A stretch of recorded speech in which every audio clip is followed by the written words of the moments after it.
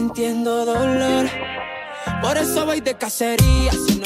Salve, salve, ouvintes do Enganche, sejam bem-vindos a mais um episódio deste podcast, que é uma parceria aí do Futebol Além das Fronteiras, do Latinizados, do LMA, e estamos aqui com o Tafarel Nunes, fazendo inclusive para quem está acompanhando no YouTube, fazendo toda uma arte aqui com os resultados, as classificações, está bem legal.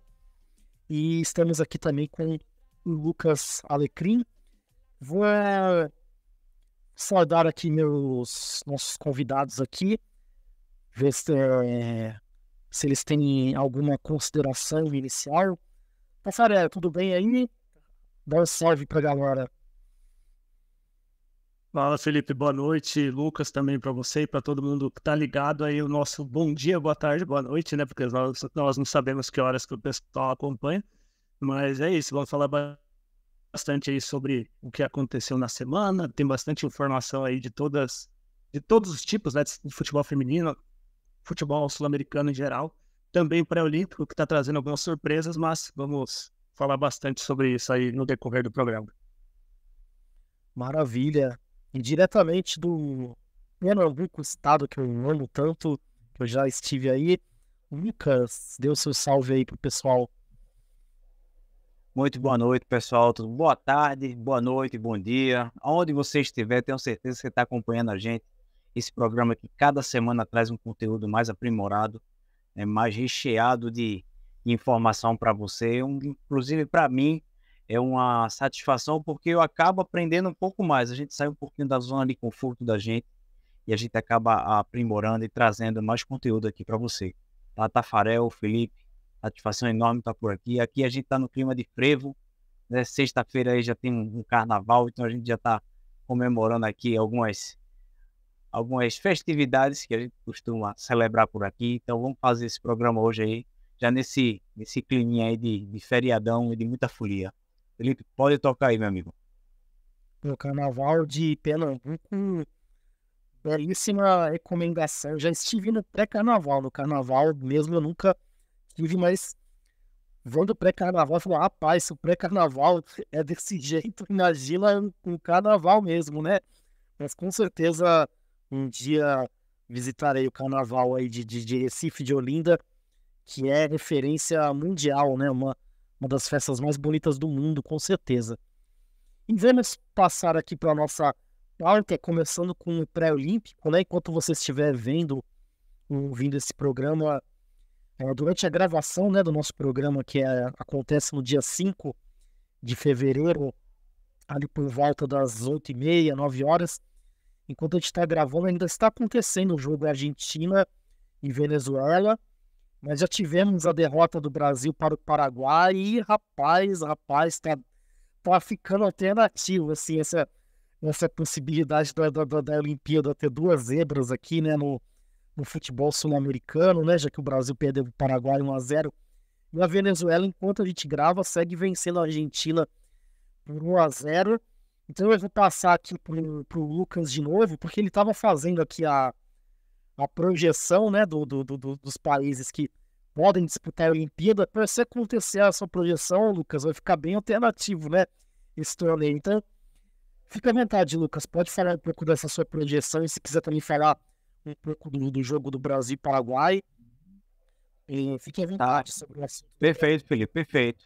Antes da gente começar, né, vou deixar aqui logo o convite para o Tafarel e Felipe. Se quiser vir aqui deslumbrar o carnaval, só chegar aqui que a gente dá um jeitinho, a gente vai para a folia, vai para o Recife, vai para Olinda, a gente acaba achando aqui uma folia que a gente possa fazer e apresentar para vocês. Mas trazendo aqui mais um pouco para o nosso assunto, o Tafarel vai me ajudar aí a ratificar. A última vez que a gente perdeu para o Paraguai no pré-olímpico não foi muito bom, não. Inclusive, a gente não foi para a Olimpíada, né, com aquele elenco de 2004. Né, para quem não sabe, até o Gabriel Ferreira fez uma coluna muito boa. Quem não conferiu ainda, por favor, confere lá no Futebol Além da Fronteira, junto com os Latinizados, uma coluna top. Ele traz de forma histórica e emotiva o que não aconteceu em 2004. que foi a gente ir com aquele elenco para a Olimpíada de Atenas, né? E, assim, hoje foi um jogo aonde o Brasil realmente não mereceu ganhar. Pelo menos o pouco que eu vi do jogo, que eu não vou mentir, eu não vi o jogo todo, mas fiquei acompanhando em tempo real ali pelo celular, só acompanhei o primeiro tempo. O Paraguai fez por merecer, nas suas devidas proporções, aquele 1-0. O placar mínimo. O Brasil não soube aproveitar o pênalti com o Endrick, né, que o goleiro foi muito mais feliz, no meu ponto de vista, do que ele próprio perder em si. Só que, pessoal, você aí de casa, essa fase a gente não pode errar, não. A gente não tem esse luxo de errar, não. Ou seja, perdendo hoje, o Brasil só tem chance agora de 6 pontos. Já é uma zona já crítica. Pode se classificar, mas a gente vai jogar contra a Venezuela, que já perdemos na fase anterior de 3-1, fora o baile. Porque se o Brasil joga da forma que jogou contra a Venezuela nos primeiros jogos da competição, eu não sei se a gente estaria classificado. Hoje a gente poderia estar falando de 4 times diferentes na segunda fase. Então a Venezuela mostrou o resultado, o porquê que chegou esse resultado. Está mostrando agora contra a Argentina. Né? O Felipe aí também, como deixou bem claro aí no começo dessa gravação. Então, pessoal, essa é uma etapa que a gente não pode vacilar. Temos sim um bom elenco, mas eu ainda vejo, pessoal aí de casa, o Brasil um pouco perdido no seu estilo de jogo. Veja, a gente não pode dizer que foi por falta de tempo, porque o Ramon está com essa seleção há muito tempo. Né? Não vou dizer nem essa seleção, mas vou dizer com esses atletas perdurando todo esse ciclo. Jogou sub-20 ano passado, praticamente com esse elenco, e jogou hoje. Foi para a seleção principal, levou ainda, inclusive, alguns atletas com ele para fazer alguns testes, mas parece que não está dando resultado. A filosofia que está sendo tratada, eu não estou conseguindo ver em tradução de uma persistência de um estilo de jogo. A gente está meio perdido, né? São chutões, essa ligação, essa transição, defesa, meio, ataque, eu não estou conseguindo ver de forma natural. Ela ainda está um pouco de forma rígida, está uma forma um pouco metódica. Será que esse que é o futebol brasileiro que a gente merece ver na Olimpíada? Não sei, se continuar com esse estilo de jogo, se continuar com esse sistema defensivo. Veja, os 2 gols que a gente levou, os 2 primeiros gols que levamos da Venezuela na fase passada, o segundo gol, pelo amor de Deus, né? Foi um bate-cabeça ali na área que, poxa, um jogador contra 3 conseguir fazer aquele gol. Na minha pelada isso não acontece. E a gente está falando de um jogo significativo para os brasileiros, que é essa Olimpíada. Né? Eu sei que temos 2 conquistas aí, mas nada impede de a gente brigar de forma intensa pela 3ª medalha. Mas eu não estou vendo isso. Eu não estou vendo. Eu estou vendo aí outros clubes de outros continentes, né? Como até o Felipe falou. A gente vai enfrentar um futebol espanhol que costuma dar um trabalho. A gente vai pegar o futebol israelense da Europa aí também, que tem dado trabalho nas categorias. Inclusive, a gente perdeu para Israel no sub-20 do ano passado. A gente pode pegar na fase de grupo, pode pegar Olimpíada da Minicopa, é um tiro curto. Né? Tem aí as escolas asiáticas, tem as escolas africanas que já se mostraram fidedignas de estarem em Olimpíada. Enfim, eu acho que a gente tem que tomar só um pouquinho mais de cautela referente a nossos adversários e começando pela América do Sul, Felipe e Tafarel. Excelente, Lucas. E realmente o Endrick aí, eu concordo com você que é mérito do goleiro, mas que final de começo de semana aí para os palmeirenses batendo pênalti, né? Um pouco infeliz, né?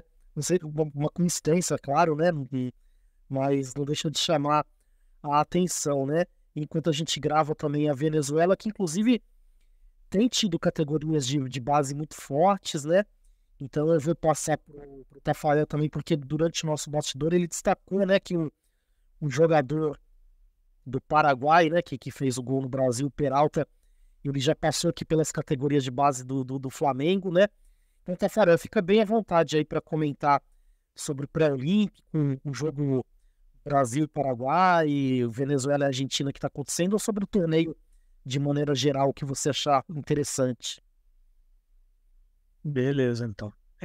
Eu concordo com o que o Lucas está falando aí, e a gente viu isso nos outros comentários, né? Porque dos programas que a gente fez anteriormente ali, até lembro de semana passada na conversa do Gabriel, Mário e James, né? Tá os três aqui, se eu não me engano. Eles falaram bastante sobre isso, né? Dessa questão de você não ter um trabalho tático tão bem organizado da seleção brasileira, você não consegue ver muita coisa, né? E eu sempre tive essa impressão de que o trabalho de base não é tão bem conduzido. Até já falei na última conversa que a gente teve aqui que muitas vezes eu enxergo que talvez o profissional que assume a categoria de base ele não seja o melhor profissional, né? O fato de você trazer uma pessoa para conduzir a categoria de base é apenas porque ele foi jogador de futebol e que isso o credenciaria só para ser um técnico para a categoria de base. E, no meu entender, pelo menos, eu acredito que nesse momento aí que você precisa realmente do bom profissional, né? Que é o profissional que vai ensinar, é o professor realmente que você precisa para lapidar o jogador, porque você está falando de categoria amador, é ali que ele está sendo treinado, que ele está sendo ensinado os fundamentos do futebol, né? Mas não é isso que acontece normalmente. Eu vejo que talvez são os treinadores mais despreparados que realmente pegam a categoria de base. E aí você pega, por exemplo, a seleção brasileira. O Ramon, ele teve 2 trabalhos que eu me lembro no Campeonato Brasileiro, que foi do Vasco e, se eu não me engano, do Vitória, né?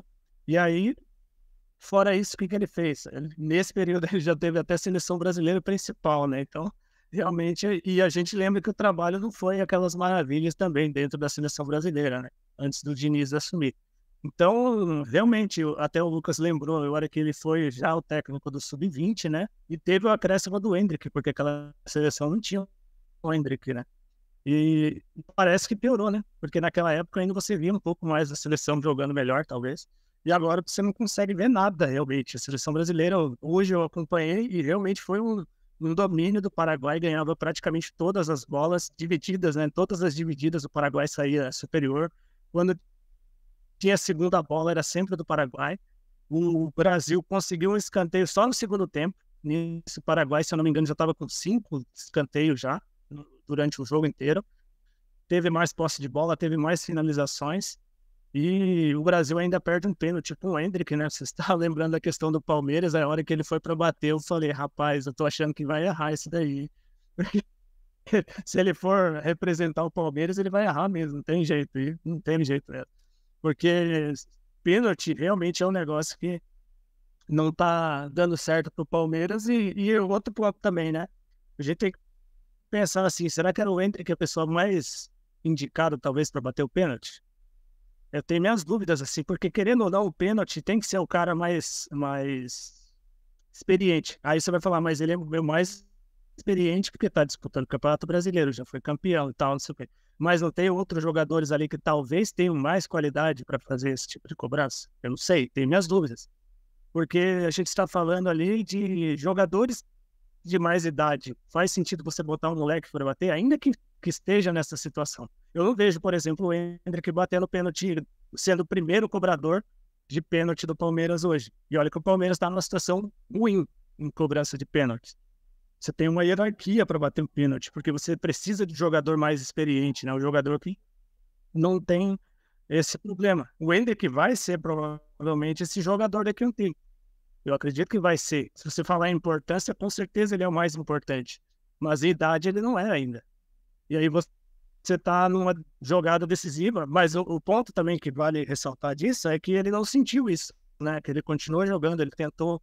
Logo em seguida ele teve uma chance que ele chutou e a bola passou raspando. Teve uma bola que ele entregou para o John Kennedy também, que o John Kennedy cara a cara chutou para fora. Então realmente ele não sentiu, pelo menos, o fato de ter errado, mas que essa seleção brasileira tem dependido única e exclusivamente de jogadas individuais, de momentos bons, enquanto o Endrick esteve funcionando, enquanto o John Kennedy esteve funcionando, a seleção ganhou. Depois que começou a não funcionar tão bem, já não conseguiu o resultado.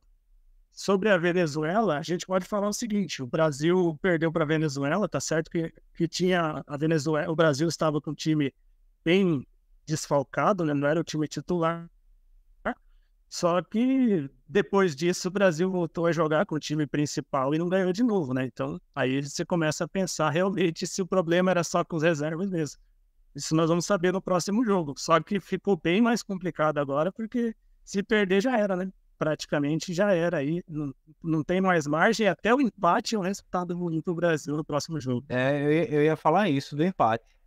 Mesmo com empate, não é bom, não. Até para que o Brasil foi empatar. Né? Por exemplo, eu não sei qual é a próxima rodada, mas se for Brasil e Argentina, e a Argentina perder hoje, que empatar tá fora, cara. Que empatar já pode considerar fora, independente do outro jogo, né? Já não é um resultado significativo, né? E só para completar aí também o que o Tafa falou, Felipe, entendemos essa ascensão meteórica do Endrick, a gente entende, mas eu acredito que isso parta um pouco do técnico, que momentos são momentos dentro do jogo. Veja, você tem ali um momento onde o Brasil poderia sair na frente com um placar favorável naquele pênalti. Veja, a gente não está dizendo que é um jogo, por exemplo, um amistoso. A gente está falando que é um jogo, é quase uma mini Copa do Mundo isso aí. Então, poxa, vamos pegar um cara com um pouco mais de segurança psicológica para a gente fazer esse pênalti. Se a gente tiver com um placar favorável, depois a gente dá aquela aliviada emocional no jogador. Mas a gente tem histórico, por exemplo, desses pênaltis. Por exemplo, Rodrigo na Copa do Mundo, que sentiu aquele peso ali na ocasião. A Inglaterra, também na Eurocopa, perdeu com os jogadores novos batendo. Por que a gente não dá um pouquinho mais de segurança para a equipe como um todo? Bota lá um cara mais maturado para bater o pênalti. A gente bota a bola lá dentro e depois a gente resolve. Administra as outras emoções ao decorrer do jogo. Esse é só para ratificar aí o que o Tafarel falou. Sim, sim. Sobre o batedor de pênalti, né? Por exemplo, o John Kennedy, né? Que foi um jogador que jogou final de Libertadores com o Fluminense, né? Poderia, de repente, já estar acostumado, né? Com decisão. Ou até mesmo o Andrei, né? Que tem rodagem já pelo futebol europeu. Podia ser uma opção interessante também, né? E tem mais área, né, também. Com certeza. Só acrescentando a informação para o Lucas, o próximo jogo é contra a Venezuela mesmo. Perfeito. Não, eu concordo com o Tafarel essa questão do técnico. Eu me lembro, por exemplo, do técnico anterior, que foi o André Jardim, e ali me parecia uma escolha um pouco mais racional, né? Um técnico que já tinha trabalhado em categorias de base, no Grêmio, no Inter e principalmente no São Paulo, né? Então, realmente um especialista, né, em categorias de base. O André Jardim, que agora está fazendo sucesso no México, né? E falando em México, rapidinho, Tafarel, porque a gente ainda não tem os resultados, né? Mas vai começar a Conca Champions, né? Queria saber das suas expectativas para o torneio, né? Se você está animado. Com certeza, a animação tá boa aqui. Eu acho que o futebol mexicano vai com algumas equipes bem fortes aí, né, nesse campeonato. Acho que o América vem forte aí. Eu quero ver como que vai ser o Jardine jogando lá fora, né? Que vai ter que viajar para jogar fora lá. E a América Central é outra história, né? Uma coisa é você jogar no México, outra você ir pelo Caribe e começar a viajar por aí. E naquele clima diferente que é outro país, outra cultura, é outra situação bem diferente, né? Monterrey também já joga essa semana. Vou até procurar os resultados, os jogos que vão acontecer para falar sobre eles. Eu acho que eu tô com os jogos aqui. Dia 6 de fevereiro acontece Comunicações em Monterrey, né? E no dia 7 de fevereiro, Estelí e América. Isso. Real Estelí, se eu não me engano, da Nicarágua. Isso. Então, vai ser jogo difícil. Eu tenho certeza aí que não vai ser fácil para nenhum desses. O Comunicações é uma equipe tradicional também, que gosta de dar uma dificuldade aí para os times mexicanos. Você tem o Herediano também, que é um time que também tem bastante tradição, enfrentando o Toluca. Aí você tem o Guadalajara enfrentando o Forge do Canadá, Vancouver Whitecaps e Tigres nessa semana também. E é isso, é basicamente esses os confrontos que nós vamos ter. Jogo bom aí, tá? Realmente Jogo bom aí, hein? Whitecaps e Tigres. Vai ter jogo bom. Isso aí é pra sentar no sofá, fazer aquela carninha, botar aquela cerveja pra gelar e assistir. Esse daí, vale a pena assistir. Acho que todos esses daí, né? Porque é bom você ver um pouco da cultura do futebol diferente, né? Porque a gente está sempre acostumado a ver os mesmos jogos, os mesmos times. Aí é bom. Eu gosto de acompanhar esses jogos mais alternativos mesmo. Até para conhecer times diferentes, né? Porque você fica sempre naqueles mesmos, aí você tem a oportunidade de conhecer outros times, outros jogadores. Quem sabe você encontra aí algum valor que você fala, esse cara aqui vale a pena investir, né? Posso trazer alguns dados aqui do campeonato, né? Quinta rodada do mexicano, né? Do Clausura 2024. Tivemos aí o Querétaro e Cruz Azul. Cruz Azul venceu por 3-1, já a terceira vitória consecutiva do Cruz Azul. Esses dias eu falei que estava mal demais o Cruz Azul. De repente emendou 3 vitórias seguidas e agora já está no pelotão de cima. Time que é comandado pelo Martim Anselmi, aquele que foi treinador do Independiente Del Valle, né, nas últimas temporadas, foi inclusive campeão da Copa Sul-Americana, a Recopa também, né, se eu não estou enganado, ganhou a Recopa em cima do Flamengo. O Puebla venceu o primeiro jogo dele no campeonato até o momento, venceu o Mazatlán por 3-2. O Toluca meteu uma goleada no León, aí o Lucas estava lembrando agora há pouco, né, o León realmente não vem atravessando um bom momento, 4-1, grande jogo ali também. Na estreia do Alexis Vega voltando para o time do Toluca, né? Ele que foi revelado por lá, tinha passado pelos Chivas, não foi tão bem, fez até uma boa Copa do Mundo, né? O último jogo da Copa do Mundo de 2022, que é o que o México jogou, ele realmente foi bem. Acho que foi um dos poucos, né, que se salvou daquela seleção, para ser bem sincero. E tivemos também Juárez 2, Necaxa 2, Juárez ainda sem vencer. Tigres 2, 1-2. O Tigres abriu 2-0 e na reta final tomou um empate, quase tomou a virada. Tivemos Pachuca 3, Tijuana 2, destaque novamente para o Rondon, né? Salomão Rondon, que recentemente esteve no River Plate, foi pro México e está jogando muita bola no Pachuca. Inclusive, é o artilheiro do Campeonato Mexicano nesse exato momento, com 3 gols ao lado do Eduardo Aguirre do Atlas. Os dois têm 3 gols no campeonato até agora. Tivemos América 1, Monterrey 1, o duelo do líder e do vice-líder. Monterrey segue na liderança agora, empatado em pontos com o Monterrey, Tigres e Monterrey, América e Tigres, né, na primeira colocação. Tivemos Atlas 3, Santos Laguna 0.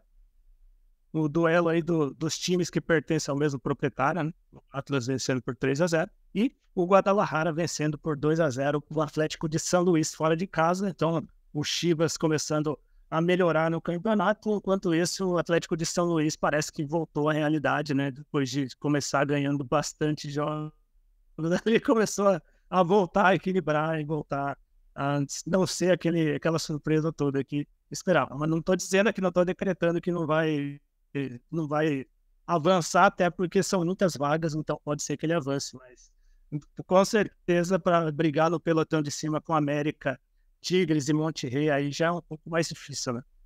Mas esses são os resultados, então. E amanhã, né, lembrando que amanhã não, né? Vai ser hoje, né? Porque o vídeo vai pro ar no dia 7, então, dia 7 temos Pachuca e León se enfrentando pela segunda rodada, o jogo que foi atrasado aí para essa rodada. Muito bom, hein? Fazendo então agora a ponte aérea do México para o Ceará, que é o estado que faz fronteira aí com o Pernambuco, né, do nosso Lucas. E tivemos aí uma notícia para o futebol brasileiro muito fora do padrão, porque não estamos acostumados com trabalhos tão longevos, né? Mas tivemos a renovação do Voivoda com o Fortaleza. Nos bastidores, eu e o Tafarel estava tentando lembrar trabalhos longevos de técnico no Brasil. Lembramos do Tite, que esteve no Corinthians do final de 2010. Aí depois ele comanda o time até o final da temporada de 13, faz o ano sabático, volta para o Corinthians em 15 e assume a seleção em 16, né? Então, foi o último trabalho assim um pouco mais longevo que a gente lembrou, assim, puxando de memória. E também nos bastidores, o Lucas estava falando um pouco da diferença do trabalho do Voivoda pro Rogério Ceni, né? A coisa do legado, né? Você quer comentar um pouquinho, Lucas, sobre essa renovação do Voivoda com o Fortaleza? Claro, cara, claro. Primeiro, assim, você foi muito feliz aí na sua colocação E realmente essa situação ela é um ponto fora da curva do que acontece no futebol brasileiro. Né? Às vezes a gente tem 3 ou 4 jogos e aí o técnico já é demitido, né? Enfim, por alguma questão aí, até mesmo dentro de campo, não se adaptou por enquanto, e aí você demite o técnico e sua comissão e você não deixa ele trazer a filosofia dele para trabalhar. Né? Eu até trago isso no nosso mundo corporativo. Como é que você traz um chefe e em um mês não presta, então vamos tirar ele? Veja, eu não consigo ver você deixar que um trabalho flua com esse tipo de atitude. Primeiro você tem que fazer um estudo prévio de quem que você vai chamar. Né? Às vezes no futebol brasileiro você tem, ele está desocupado, chama ele ali. Ele está sem atividade, vamos chamar, enfim, qualquer outra função dessa. E você vê uma atitude dessa do Fortaleza. Eu tive o prazer de conversar um pouco com o Marcelo Paes na Confute Nordeste do ano passado, lá na Bahia. Fui muito bem recebido por ele e a palestra dele foi simplesmente significativa, simplesmente fenomenal, com os conceitos que ele traz para que um case de sucesso tenha sucesso. Né? Saiu até um meme por aqui, não sei se vocês aí chegaram a ter acesso, mas há 10 anos atrás, Marcelinho Paraíba estava assinando o contrato numa mesa de bar lá na sede do Fortaleza. Aquela mesa branca da Tramontina, aquela mesa, né, que você joga dominó sexta-feira de noite. É aquela mesmo. E 10 anos depois... É a mesma mesa que o Muricy ia assinar com a CBF? É, essa mesmo. Se não fosse a mesma mesa. Né, se não pegaram emprestado para levar, né? E aí você faz 10 anos depois, a sala já é totalmente outra. O espírito já é totalmente outro. E para quem não sabe, o Vojvoda cansou de ter proposta de outros clubes brasileiros, né? E ele persistiu em ficar no Fortaleza. Porque às vezes, pessoal, não é nem um fator financeiro que vai permitir que você fique no lugar, mas e sim o estilo de vida, o estilo de cobrança, o estilo de trabalho. O que vale mais? Será que realmente o salário um pouco maior vai valer mais do que você ter uma esfera um pouco maior de trabalho? Você possa ter você ser livre nas suas atitudes? Para quem não lembra, o Vojvoda pediram a cabeça dele quando o Fortaleza estava quase sendo rebaixado. Se não me engano, foi em 2021. Foi 2022, o nome 22, né? Que o Fortaleza começou mal e a torcida já pediu a cabeça dele para que queria trocar de técnico. A diretoria do Fortaleza persistiu. Aí o que acontece? Ele foi um dos melhores segundo turno. Ele conseguiu fazer a volta por cima. Cara, o Fortaleza vai para 4º ano consecutivo, se eu não me engano, disputando o torneio internacional. 4º ou 3º ano. Cara, isso já é um ponto fora da curva, né? E mesmo que ele não faça o mesmo trabalho que fez ano passado, né? Deixa eu só corrigir minha frase. Não é fazer o mesmo trabalho, porque o trabalho está sendo feito. Mas se os resultados não forem feitos da mesma forma que foram os resultados do ano passado, pode ser que ele tenha o seu trabalho contestado. Mas, poxa, só falta ele ser campeão esse ano, para ser melhor do que o ano passado em termos de resultados. Só falta isso. Porque o trabalho já está estagnado dentro do Fortaleza. Já está enraizado. Quem chegar para substituí-lo, caso ele venha para outro lugar, para outros projetos, com certeza vai seguir um pouco daquela filosofia, que não é a filosofia Vojvoda. Hoje podemos dizer que é filosofia Fortaleza. Se o Fortaleza virar uma SAF, né, que é o projeto que também está em andamento, poxa, o Fortaleza já está estruturado para que uma SAF venha e consiga dar a sua caminhada natural de ser, a nível de negócio, a nível de gestão, a nível de, enfim, de qualquer esfera que a gente possa trazer aí na esfera de negócios. Né? Então eu vejo essa renovação com muito bons olhos. Tá? Independente dos resultados que vierem a acontecer, a gente pode dizer que hoje o Vojvoda ele tem um legado. Rogério Ceni também tem um legado dentro do Fortaleza. Ele ajudou a melhorar as instalações esportivas, foi campeão inédito da Copa do Nordeste com Fortaleza, em cima do Botafogo da Paraíba, em 2019, se eu não me engano. Enfim, e o Vojvoda só conseguiu dar continuidade a esse legado que o Rogério Ceni também deixou. Mas eu ainda fico com o Vojvoda, né? Hoje o Rogério Ceni ele ainda fica um pouquinho escanteado, né? Desculpe o Rogério Ceni, mas hoje o Vojvoda eu acho que ele está um pouquinho acima do Rogério. Mas eu vejo com muito bons olhos essa renovação, tá, Felipe Tafarel? Bom, muito bem. Se o Vojvoda cumprir o contrato dele até o final de 2025, e muito bem o Lucas colocou, ele recusou outros trabalhos, né? Então tudo leva a crer que ele vai cumprir esse contrato, né, até o final. E cumprindo esse contrato vão ser 5 anos de um treinador no futebol brasileiro. Isso realmente é muito diferente, né? A gente teria que, sei lá, ir para os treinadores antigos, assim, né? Para lembrar alguém que teve um trabalho de 5 anos, né? E muito bem colocado, né? O legado. Então eu vou passar para o Tafarel, que ele já tinha ouvido falar do Vojvoda antes, né? Para ele contar um pouco essa história e ele comentar também o que ele acha dessa renovação. E eu tô, não sei se o Tafarel vai concordar comigo, mas eu tô achando que o Vojvoda quer um título grande no Fortaleza. Não sei, na Copa do Brasil, né? Uma Sul-Americana, eu acho que ele tem condições, né? De ganhar um título maior, com todo respeito à Copa do Nordeste, que é um título gigantesco também, né? Mas acho que ele quer uma coisa maior, dá pra perceber aí por essa renovação, né? Fala aí, Tafarel. Com certeza. Eu ouvi a primeira vez falar do Vojvoda quando o Josa Novaes fez um vídeo, né? E ele falava que ele seria um grande nome para o Fortaleza. Se o Fortaleza contratasse ele, eles iam esquecer rapidamente do Rogério Ceni. E aí não deu outra, né? Começou a ganhar um monte de campeonatos, começou a disputar Libertadores, Copa Sul-Americana, chegou em final de Sul-Americana. Pouca gente lembra agora do Rogério Ceni, né? E um dos pontos que ele trazia era realmente esse fato de que o Vojvoda era um treinador de projeto. Não era um treinador que ele sairia por qualquer proposta. Ele era um treinador, ele falava isso já, que era um treinador que ele busca projeto, que ele quer criar raízes dentro de um clube. E é isso que ele está fazendo no Fortaleza nesses anos todos, né? Ele vem fazendo isso muito bem feito.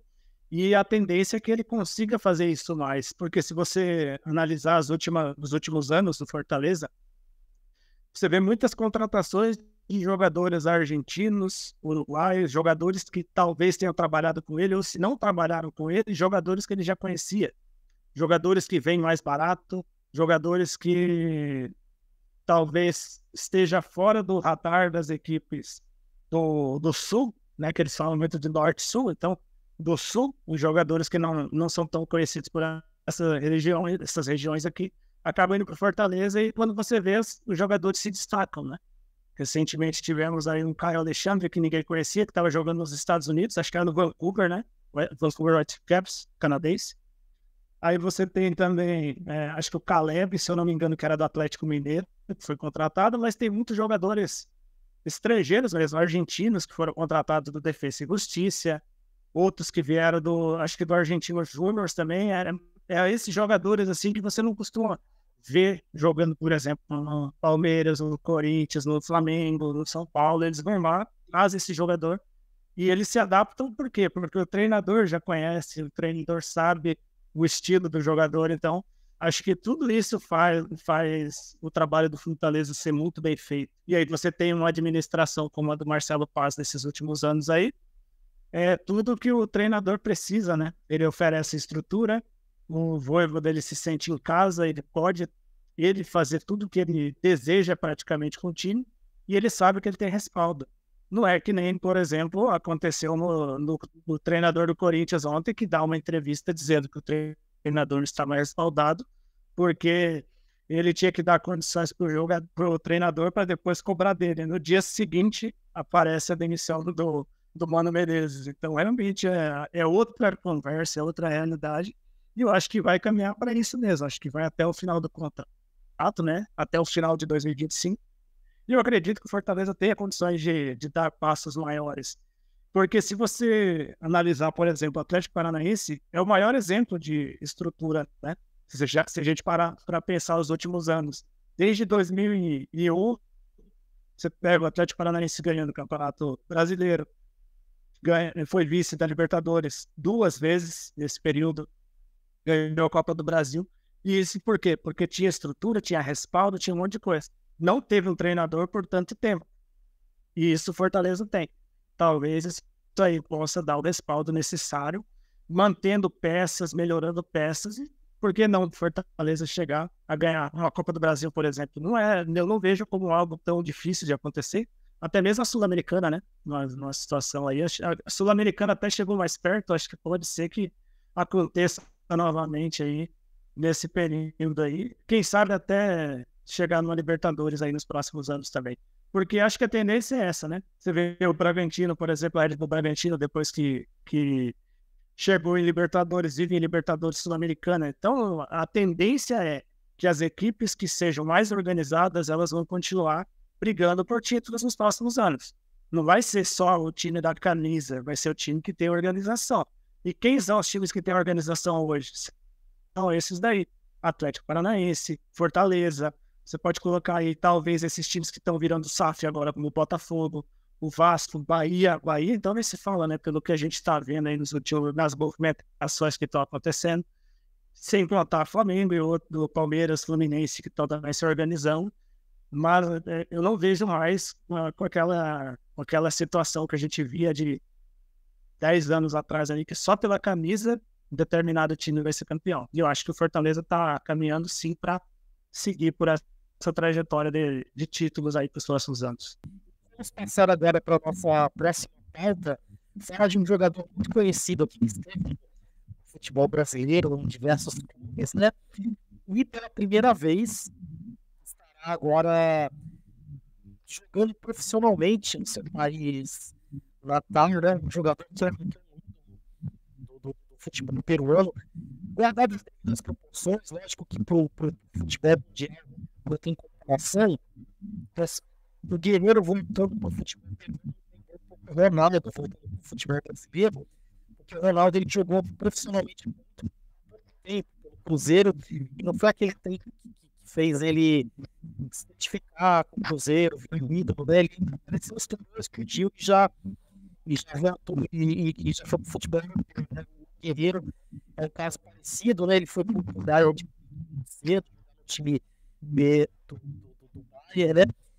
E a gente estava comentando aqui nos bastidores, o Lucas estava falando da temporada fantástica, né, que o Guerreiro fez pelo LDU. Então, ele continua dessa temporada pela LDU que você estava comentando, e também essa Guerreiro finalmente jogando profissionalmente no futebol. Ele que tinha passado pela categoria de base do Alianza Lima, mas não tinha jogado profissionalmente para esse clube. Pois é, cara, você trouxe bem essa analogia aí com o Ronaldo, né, nas suas devidas proporções, mas o Guerreiro, ele tá sendo um guerreiro, né, de fato, porque as contestações que ele sofre, ele acaba mostrando em campo que ele está sendo o oposto. Ele mostra seriedade nos seus compromissos de treinamento, rotinas de viagem, de competições. Ele mostrou agora contra a LDU, na LDU, na final contra o Fortaleza, agora na Sul-Americana. Mostrou identidade, mostrou compromisso, mostrou identidade e mostrou que a idade, às vezes, pode jogar ao nosso lado, como foi o caso da experiência dele. Ele foi muito experiente. No jogo contra o São Paulo também, né? A gente pode trazer aqui na semifinal, ele foi muito experiente. Ele levou a experiência dele para aquela disputa de pênalti, né? Vocês me corrijam, mas eu acho que, não sei se foi semifinal, eu acho que foi semifinal mesmo, antes da LDU e ir para a final contra o Fortaleza, né? Que o Fortaleza jogou contra o Corinthians e o São Paulo jogou contra a LDU.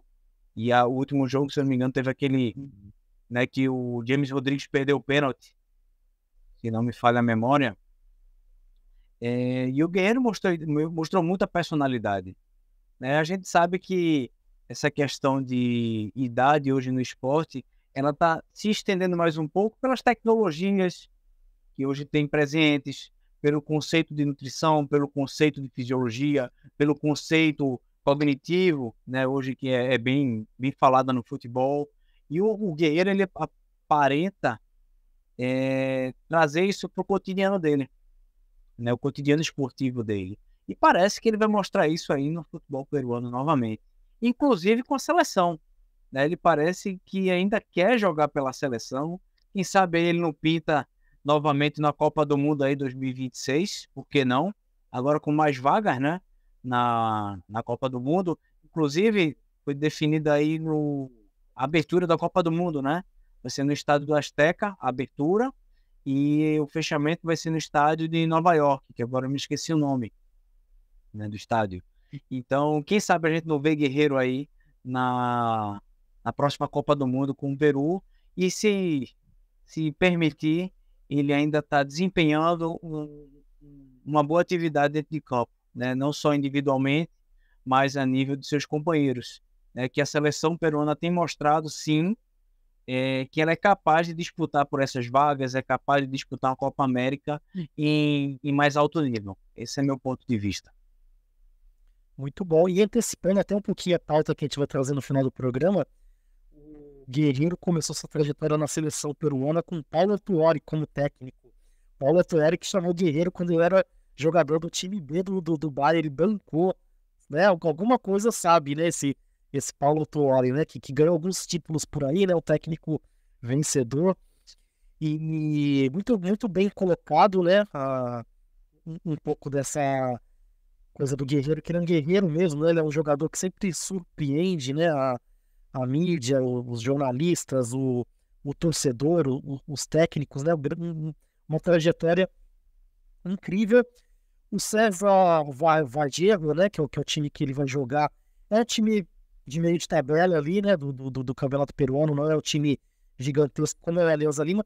Inclusive eu fiquei me perguntando, por que o Alianza Lima não foi atrás do Guerreiro, né? Já que ele jogou na base. Esse, né, o centroavante do Alianza Lima era o Hernan Barcos, né? Falei, então eu acho que o Alianza Lima tá bem de centroavante, né? Ele até foi o vice-artilheiro do último campeonato peruano, né? Então fez algum sentido para mim, né? Então eu vou agora passar pro Tafarel, que ele já acompanhava o Guerreiro. O Tafarel, como essa pessoa onipresente que acompanha o futebol de vários países, ele já acompanhava o Guerreiro na Bundesliga e vai falar um pouquinho sobre a trajetória do Guerreiro, sobre a expectativa que ele tem aí sobre esse final de carreira do Guerreiro.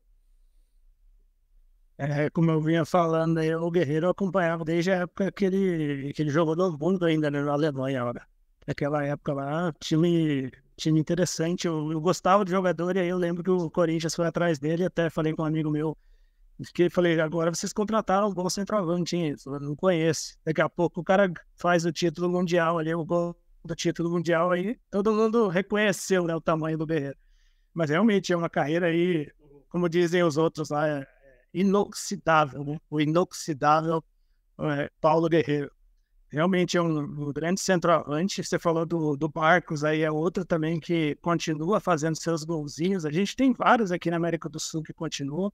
Você tem aí o próprio Cardoso, né? O Oscar Cardoso continua fazendo gols do Paraguai, fazendo sempre artilheiro do campeonato. Então, realmente, esses jogadores aí, você tem que ter respeito a eles, né?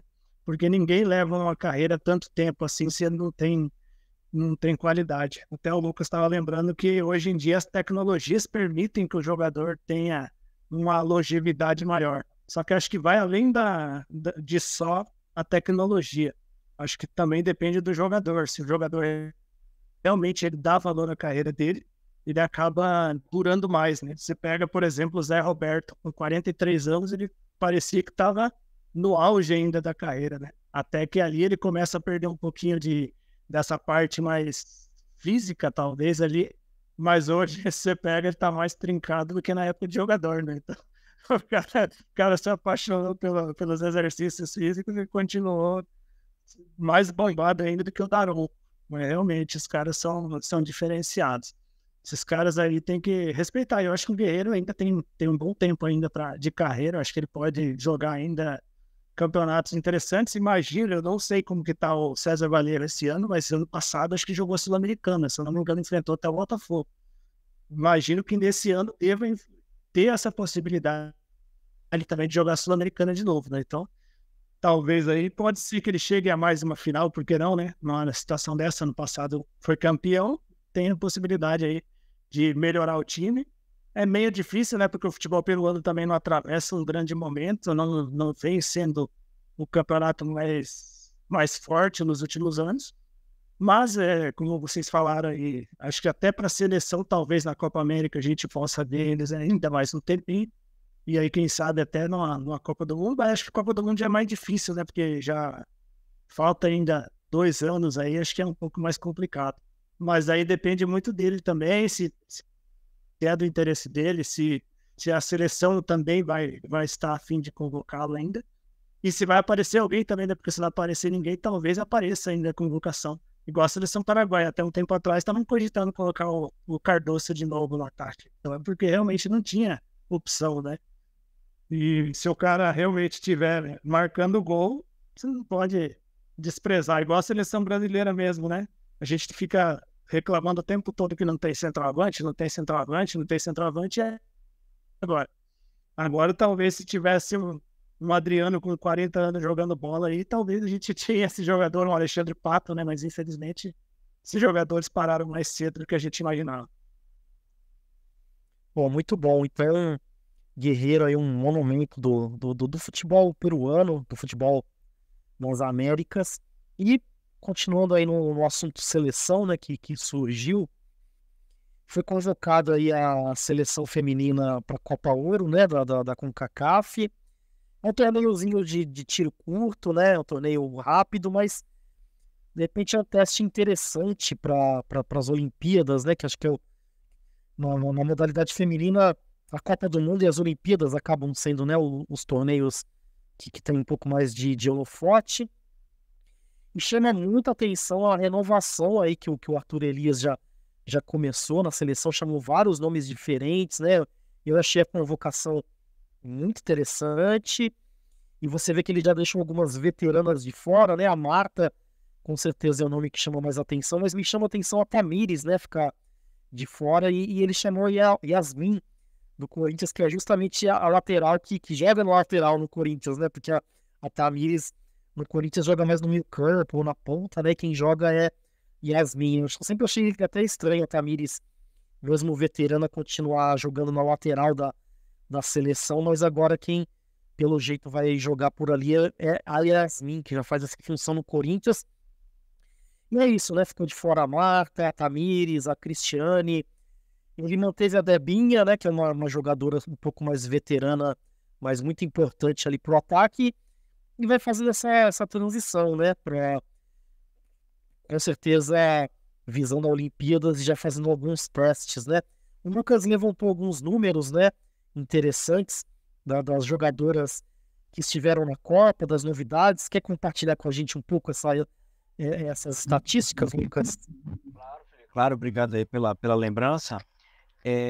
Até trazendo um pouco sobre o meu estudo, né? Para quem não sabe, eu sou do livro As Raízes da Conquista. A gente já falou aqui em outros momentos. Eu tenho até um exemplar aqui meu, só para mostrar aqui, compartilhar com o pessoal.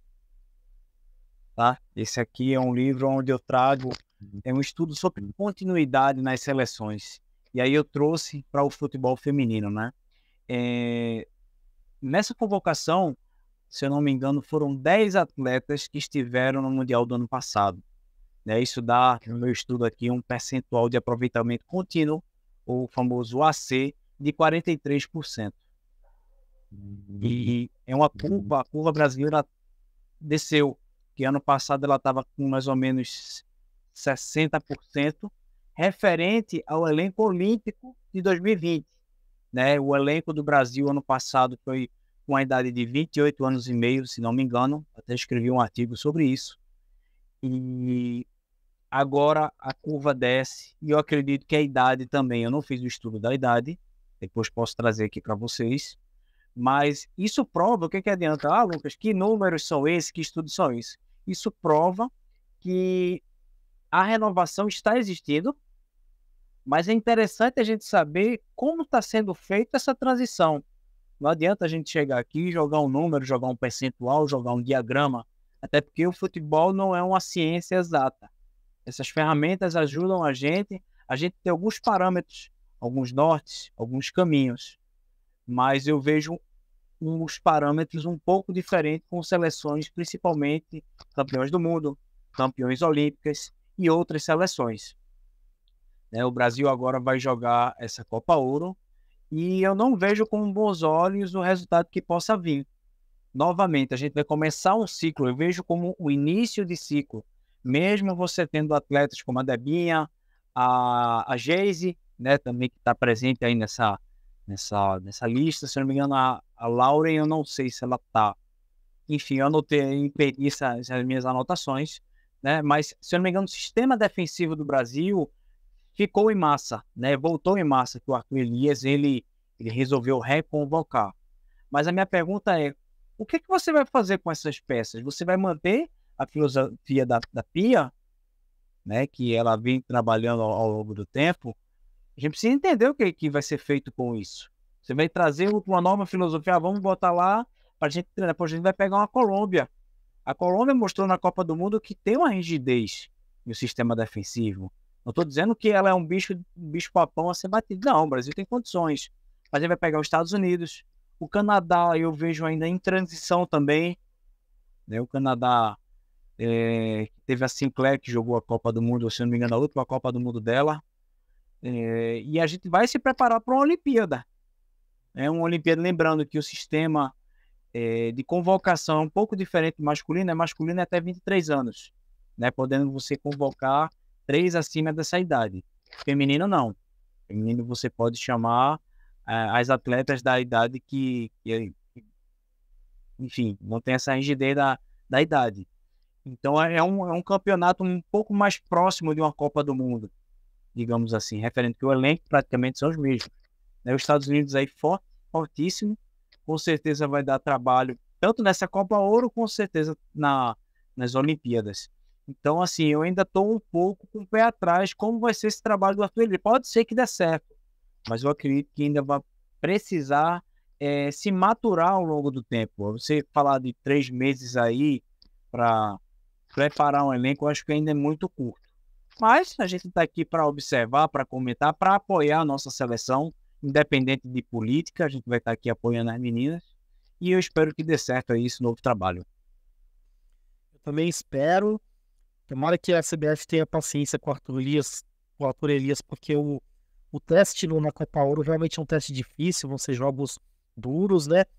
Eu tô com uma boa expectativa. No 4-4-2 da Pia era muito difícil o encaixe da Bia Zanerato com a Geise. E observando a trajetória do Arthur Elias no Corinthians, ele sempre jogava no 4-2-3-1 e eu acho que nesse esquema tático cabe a Bia Zanerato ali centralizada com a camisa 10 ali. Acho que ela vai acabar sendo a substituta natural da Marta ali em campo, né? Acho que é até possível que ela pegue a camisa 10 e a Geise mais ali fazendo aquele corredor como uma Pelta, que é uma jogadora também que tem muito preparo físico, né?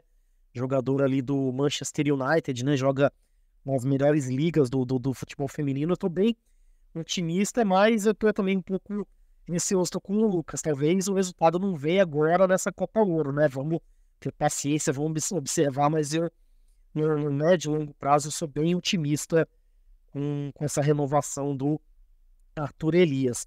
E passando agora para o nosso final, né? Para a nossa última pauta do programa, a coluna da semana, a coluna que foi escrita por mim, e eu trouxe um pouco, né? No pré-olímpico, olhar o Antônio Zago como técnico da Bolívia me fez transportar ali para os anos 90, anos 2000, e lembrar também de outros treinadores brasileiros, né, que dirigiram seleções latino-americanas, né? Então eu trouxe ali na coluna o René Simões, o Paulo Tuori, o Alexandre Guimarães, né, que dirigiu a Costa Rica. Então são nomes que acabaram sendo bem importantes ali, né, nesses países, e nomes que às vezes a gente não dá muita bola. O Carpegiani, né, que tá justamente aí na capa, comandou uma campanha histórica do Paraguai na Copa de 98, né? Então fica um texto aí mais dedicado àquele pessoal mais saudosista, né, do futebol, para te relembrar os anos 90 e os anos 2000. A gente estava conversando aqui nos bastidores, né, o Tafarel lembrou também do Ricardo Ferretti, né, que também tem um trabalho muito importante no México. E eu queria também que o Tafarel falasse um pouquinho, né, comentasse sobre a coluna e sobre esses brasileiros que às vezes a gente não fala tanto aqui no Brasil, mas eles são tão celebrados e tão importantes, né, fora do Brasil. Pode falar um pouquinho, Tafarel, sobre esse assunto. Então, essa tua coluna me fez lembrar de muita coisa, né? Porque você vai lembrando de alguns personagens, vai lembrando de alguns que você acabou acompanhando ao longo do tempo, inclusive o René Simões, né, na época da Jamaica, principalmente o Carpegiani, né? Porque aqui o Paraguai, eu sou de família paraguaia, minha mãe é paraguaia, então você já tem uma ligação, querendo ou não, aqui, né? E aí você vê o Carpegiani, o treinador brasileiro, comandando o Paraguai. Aquilo lá na época chamou bastante atenção para mim, né? Pelo menos, e eu era uma criança de 8 anos, então me chamou muita atenção, marcou para mim isso. E em cima do Brasil, ele ganhou essa Copa, para quem não se lembra, né? Até começou as teorias da conspiração nessa época. Eu estava falando com o Felipe agora, que a primeira vez que o Brasil perde a Copa no 98, do lado começou a teoria da conspiração, depois passou para 14, né? Mas falando sobre esse tema, acho importante a gente discutir isso, trazer esse tema do treinador brasileiro que fez sucesso fora do Brasil também. Porque hoje a gente está vivendo um momento contrário, né? Os treinadores estrangeiros invadindo o futebol brasileiro, invadindo entre aspas, né? Fazendo bons trabalhos, demonstrando qualidade. E a gente teve muitos treinadores brasileiros que tiveram essa possibilidade. Você citou até o Autuori é o maior exemplo aí desses treinadores. Inclusive, o Abel Ferreira, ele conta que a primeira pessoa com quem ele conversou quando ele recebeu a proposta do Palmeiras, se valeria a pena ele vir para o Brasil, foi justamente o Autuori, que ele conheceu daquela época, que ele, acho que foi jogador dele, inclusive, na época. Então, realmente, são pessoas que marcaram a época. O Autuori passou por seleções, passou por clubes, foi campeão do mundo com o São Paulo, foi campeão com o Botafogo também. Então, realmente, ele teve uma trajetória gigante no futebol e é pouco valorizado, né? Esses nomes todos aí que você citou, o René Simões mesmo, o trabalho que ele fez na seleção da Jamaica, o próprio Tuca Ferretti, que a gente estava falando agora há pouco aí, que eu acho fundamental a gente falar. A gente tem, por exemplo, um personagem que eu costumo falar direto aqui, que não é treinador, mas foi jogador, que é o Cabinho, né? O Ivanivaldo Costa, foi o maior artilheiro do futebol mexicano, até hoje é reverenciado, mas aqui no Brasil ninguém conhece. Ele encerrou a carreira dele e ninguém nem sabe quem foi, mas ele foi o maior artilheiro do futebol mexicano. Então, realmente, o futebol brasileiro ele fez história ao longo do tempo. Você tem também futebol japonês, você tem o Oswaldo de Oliveira, o próprio Nelsinho Batista, que fizeram carreira no Japão. Teve o Zico no Fenerbahçe também, né? Um tempo aí que ele fez um trabalho bem feito por lá no Japão também. Então, realmente, o futebol brasileiro fez muita coisa, né? É o Parreira, né? Que foi pra África do Sul, o João Santana também. Acho que o Parreira treinou a Saudita também, se não me engano, 98. Sim. Celso Roth, acho que passou por lá, né? Não sei como que foi, mas ele passou por lá. Agora, não sei te dizer exatamente como que foi. Mas eu até estava vendo a entrevista hoje ontem, na verdade, do Nelsinho Batista, e ele falando sobre o Japão. Ele falou que ele ganhou tudo do Japão. E a gente não vê falar sobre isso, né? Os feitos desses caras que eles fizeram. Aí hoje, talvez o que a gente tem que avaliar, talvez, é por que temos tão pouco treinadores brasileiros atuando na América do Sul mesmo. Até o Barroca, ele fala isso, né? Que ele ia buscar fazer isso. Ele ia tentar trabalhar na América do Sul para tentar fazer a carreira dele. Agora, a gente teve recentemente o Jardine, que foi para a América do México. Aí você tem o Gustavo Leal também, né? Treinador lá. Aí, esses são alguns poucos. Você tem o Thiago Nunes, que teve recentemente no Sporting Cristal. Você tem aí o Antônio Carlos Zago, que costuma também atuar lá fora. Mas são poucos realmente assim que buscam esse mercado da América do Sul e talvez seja esse o caminho para eles, né? Porque se a gente para pensar assim, se o futebol brasileiro está fechando as portas, entre aspas, para eles, eles têm que buscar outros caminhos. Por que não se destacar nesses campeonatos? O Jardine fez isso e foi campeão, de cara. Então, será que esses caras não conseguem fazer também? Acho que falta um pouquinho, talvez, para esses próprios treinadores hoje se inspirar nesses outros treinadores brasileiros que passaram por lá. Não é nem questão de olhar o estrangeiro que está chegando no Brasil agora. É olhar para o brasileiro que lá atrás ele fez esse caminho e deu certo, né? Tanto em seleções como em clubes. Mas eu acho muito bacana esse texto. Eu te falei, já dei os parabéns para você na hora lá que eu até fui ler o texto antes da publicação. Eu acho muito interessante, acho muito importante, e você passa por todos os aspectos da carreira desses jogadores, né? Desses treinadores. O Alexandre Guimarães mesmo, um treinador aí que pouca gente conhece, e que se você pega para ler o texto ali, você começa a entender ali o quão grande foi o trabalho que ele fez por lá, né? Paulo Autuori, são aqui alguns dos nomes que você citou: Paulo Autuori, Alexandre Guimarães, Carpegiani, René Simões, e aí nisso que a gente lembrou do Tuca Ferretti, né? Porque realmente passou por nós assim despercebido, mas realmente dá para fazer aí uma segunda lista aí no futuro, assim como a gente estava falando do pré-olímpico agora há pouco, né? Se confirmar aí que o Brasil não avance, talvez o Gabriel vai ter que fazer uma segunda edição da coluna dele lá, né? Da medalha de papelão. Porque todo mundo esperava que ia ter o Brasil classificado, e realmente parece que o Brasil e a Argentina estão passando apuros. Mas realmente, parabéns pela sua coluna, ficou muito boa, e é sempre bom relembrar esses treinadores e esses personagens que marcaram a época. Pô, muito bom. Espero que a gente não tenha zicado aí a seleção pré-olímpica, né? Mas se o seu é o vexame, pelo menos teremos esse consolo aí de ter uma segunda coluna. E a história desses treinadores é muito grande, assim. O Perla Tuori mesmo é um treinador que eu fico indignado, assim, de não ser lembrado entre os grandes treinadores, assim, do Brasil. Ele ganhou a Libertadores pelo Cruzeiro, foi campeão brasileiro pelo Botafogo, ganhou a Libertadores com São Paulo. Antes de assumir a seleção do Peru, ele foi bicampeão peruano, assim. Então, um treinador muito vitorioso, um treinador que é muito estudioso. Ele não é aquele perfil boleiro, ex-jogador, né? Já na sua trajetória no começo ele já era esse perfil mais estudioso, mais acadêmico. E não chegou nem a jogar, né? Ele jogou acho que pelas categorias de base em times pequenos do Rio, mas aí ele não se deu muito bem e acabou seguindo carreira de treinador mesmo. E foi técnico de vários clubes lá em Portugal, do Benfica, inclusive, é uma referência lá em Portugal. Então acho que é um técnico muito injustiçado.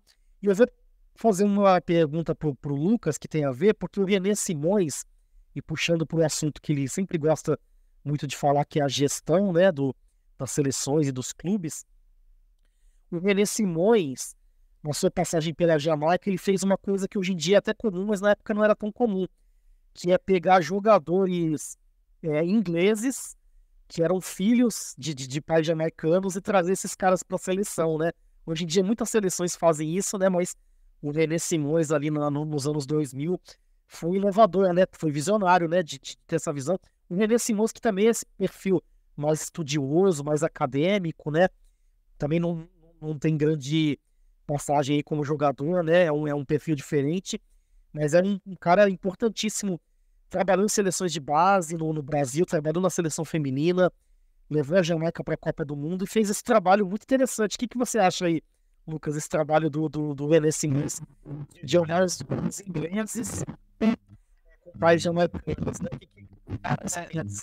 Você que tem esse olhar, a gestão, né? Na verdade, eu vejo que tem os scouts de jogadores, né? Scout de jogadores em campo. Eu acho que tem um mercado de scouts sobre naturalizar a galera, né? Vamos atrás dos pais, vamos atrás agora da árvore genealógica da galera, né? Isso aí, enfim, aí você realmente começa, por exemplo, a gente fez um programa, acho que foi ano passado ainda, não foi, Tafarel, sobre aquela questão da naturalização de jogadores mexicanos e dos Estados Unidos, né? As duas federações, elas ficam de olho, né? Porque realmente, como é bem miscigenado essa vamos dizer, essa etnia entre essa população, dá para ver que não só eles que fazem isso, né? Como você trouxe aí agora, o René Simões foi atrás de jogadores ingleses, de filhos jamaicanos, justamente para poder agregar no seu time, né? Tem o Iñaki Williams também, que escolhe jogar por Gana, né? Aí tem o Boateng, tem, né, os irmãos Boateng, cada um foi jogar por uma seleção. Enfim, então eu acredito. A seleção paraguaia também. A Paraguai também, né? Na Paraguaia, recentemente, levaram o Carlos Coronel, que é brasileiro, que é goleiro, inclusive nasceu em Porto Curtinho, aqui perto de onde eu moro. E também eles tentaram convencer o Maurício do Internacional a jogar pela seleção também. Cara, é justamente esse trabalho, né? Esse trabalho de, vem cá, te naturaliza, aqui, ó, tu ganha 2 nacionalidades, tudo certo, mas joga aqui pela minha. Então, assim, você vê que, poxa, daqui a pouco não tem mais. Pô, a França nem se fala, né? A França, eu acho que é o case de sucesso mais top, até porque a civilização francesa, ela permitiu isso, né? As colonizações, né? Jogadores da Holanda, né? Daqui da Guiana holandesa, entre aspas, o Suriname, né? Enfim, isso está muito espalhado pelo mundo, né? A Rússia também teve esses atletas. O Catar agora, né? Que tem o Pedro, que é brasileiro, né? Eu assisti até o jogo do Catar e me falei na memória aqui pela Copa da Ásia. É Catar e o Azerbaijão, se eu não me engano. Foi um bom jogo, inclusive, mas era natural você ver atletas de outras nacionalidades jogando por seleções onde eles se naturalizaram. Então eu acredito que isso já é uma realidade, sabe, Felipe e Tafarel? Eu acredito que não é uma coisa que não tem mais volta. É o que o René fez, né, apesar que foi um tempo atrás, mas eu acho que já tinha um movimento para fazer você trazer esses jogadores de fora, dando um jeito ou outro ali para naturalizar, procurando pais, árvore genealógica, enfim. Então eu acredito que isso é uma realidade que hoje não vai mais ter volta. Bom, muito bom. René Simões, o nosso visionário, né, que também adivinhou. Estamos criando um monstro, né, em relação ao Neymar. E alguns fatores, né, se comprovou um pouco essa profecia do René Simões, né? Realmente o Neymar é uma figura amado por um e odiado por outros, meio que na mesma proporção, né? E gostei muito do nosso programa de hoje. Leiam a coluna, visitem, né, o site do Futebol Além da Fronteira, sempre tem notícias, colunas muito interessantes, né? Leiam essa coluna. A gente não fala muito aqui, mas a trajetória do Alexandre Guimarães na Costa Rica é muito interessante. Ele foi para Costa Rica com 11 anos, né? Sendo de Maceió. Foi por causa do trabalho do pai dele e acabou se naturalizando. Jogou pela seleção da Costa Rica. Jogou pela Costa Rica na Copa de 90. E depois a Costa Rica ficou um tempo sem se classificar para a Copa do Mundo. E justamente quando ele vira o treinador, a seleção consegue se classificar. Então é aquele roteiro de filme, né? Aquela coisa muito legal. Então leiam aí a coluna, prestigiem o site do Futebol Além da Fronteira. E sigam, né, as nossas redes sociais voltadas aí nos links, as redes sociais dos projetos. Então eu gostaria de agradecer a participação do Tafarel Lucas, vou passar para eles fazerem as últimas considerações. O Tafarel estava aqui relembrando nos bastidores sobre a morte do Alejandro Domingues, né? Um fato muito importante aí que merece ser lembrado. Então, vou passar para o Tafarel falar um pouquinho sobre ele. E, na verdade, quem viu foi o Oswaldo, né? Falar um pouco sobre esse falecimento e dar também as considerações finais dele.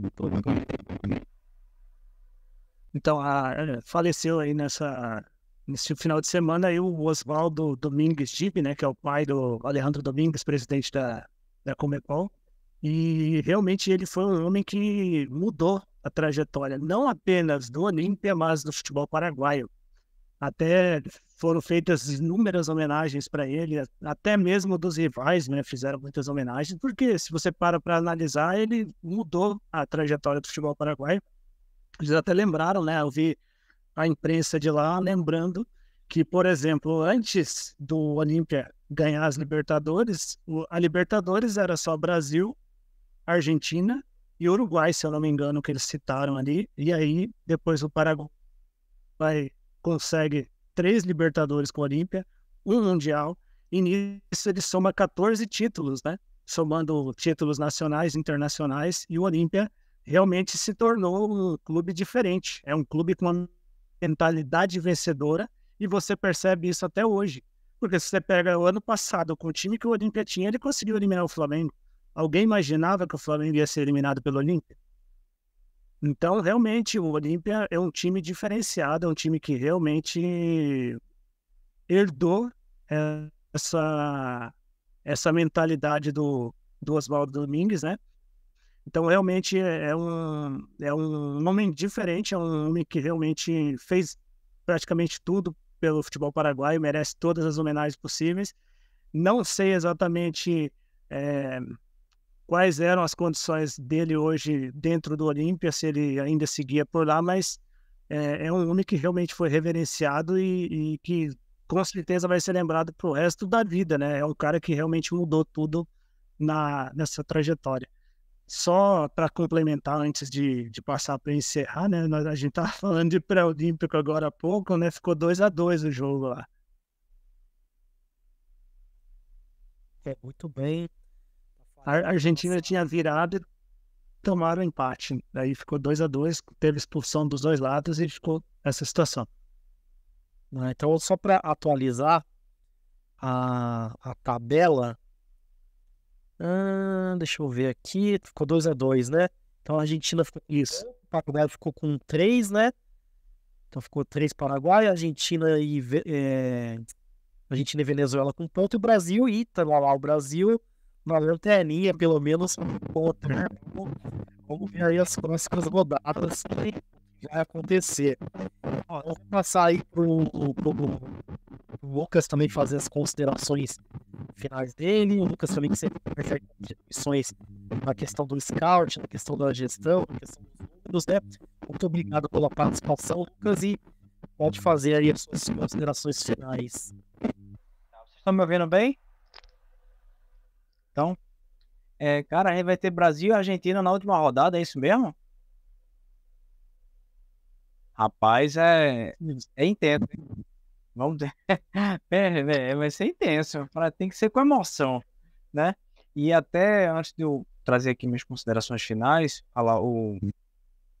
complementar aí o que o Filipe falou, Costa Rica que está na Copa do Mundo de uma forma constante desde 2002. Né? Se eu não me engano, não participa em 2010, se não me falha a memória, mas desde 2002 que ela está ali presente, fez aquela campanha histórica em 2014, né, de forma bem majestosa, e de lá para cá vem marcando presença aí nas Copas do Mundo, né? Então, assim, eu acho que isso é importante para o futebol nacional da Costa Rica. E aqui, minhas considerações finais, queria agradecer novamente, com muito orgulho, eu faço parte desse projeto aqui do Enganche, né, Futebol Além da Fronteira, Latinizados, LMA. Quero dizer que eu sempre estou aqui à disposição para trazer material de conteúdo, junto aqui com a equipe, né, mandar um abraço para os nossos colegas que não estão aqui no programa hoje, mas estão acompanhando a gente, com certeza. Vão acompanhar quando esse programa sair. Você aí de casa, você que está ouvindo só o áudio, você que está vendo a gente, muito obrigado aí por prestigiar. E não deixa de ler nossas colunas, que sempre tem uma coisa bem interessante lá no nosso site. Tá bom? Vocês aí, um forte abraço, boa noite e até a próxima. Muito obrigado, Lucas. Vou passar só para o Tafarel se despedir, né? Mas reforçando o que o Lucas falou, sigam, né, os nossos projetos nas redes sociais, do Futebol Além da Fronteira, o Latinizados, o LMA. Siga também no YouTube, ou na sua plataforma de podcast preferida aí, o perfil do Futebol Além da Fronteira, para você acompanhar esse programa, o Enganche. né? E visite também o site do Futebol Além da Fronteira. Sempre tem notícia, coluna, sempre tem coisa muito interessante por lá. Então, dá aí a sua despedida, Tafarel, para os nossos telespectadores, ouvintes. E aí a gente se despede de mais um Enganche.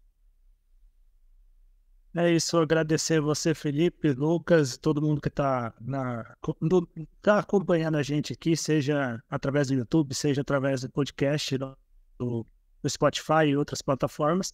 Agradecer e é isso, como você falou, pedir para o pessoal seguir, se inscrever no canal, seguir o podcast, acessar o site. Inclusive vai sair a coluna do Lucas agora, quarta-feira, a coluna que ele fez sobre a seleção dos Estados Unidos na Olimpíada também, que é algo importante, né? A gente está falando aqui sobre seleções aqui sul-americanas e agora para saber como que vai ser os Estados Unidos na Olimpíada. Então acho interessante também, já fique ligado aí que vai sair na quarta-feira. E é isso, vamos pedir aí para o pessoal acompanhar a gente aqui, que vai ter muita coisa boa aí ao longo desses próximos dias e meses aqui de Futebol Além da Fronteira, Enganche, também o Latinizados LMA.